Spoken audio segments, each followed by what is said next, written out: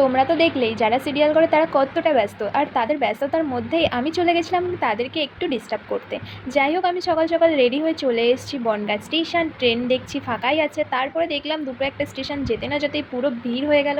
আর লেডিসে হবে না গন্ডগোল, এটা তো হয় না গাইস, তাই না? এখানে লেডিসে গন্ডগোল হচ্ছিল, মারাপিট হচ্ছিল। আমার পাশে একটা পুলিশ বসেছিল, সেই আন্টিটা গিয়ে আবার তাদেরকে নামিয়ে দিয়েছে।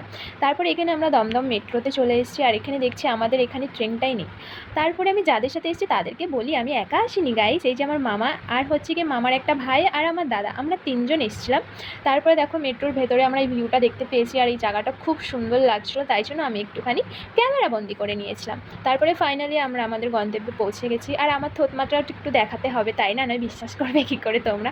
যাই হোক, এসে আমরা সৃজনদাকে দেখতে পেয়েছিলাম, আর সৃজনদা সত্যি বলতে খুবই সুন্দর দেখতে, হেভি হ্যান্ডসাম। ঠিক আছে, তোমরা কারা কারা সিরিয়াল দেখো অবশ্যই কমেন্ট করে জানিও সৃজনদার এই যে। আর আমাদের চোখই সরছিল না সৃজনদার কাছ থেকে।